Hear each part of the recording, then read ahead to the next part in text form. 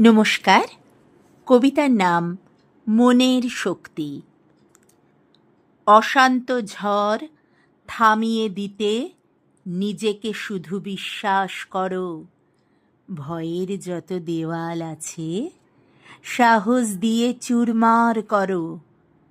মন যে তোমার অসীম আকাশ, মেঘের পরে রোদ তো হাসে।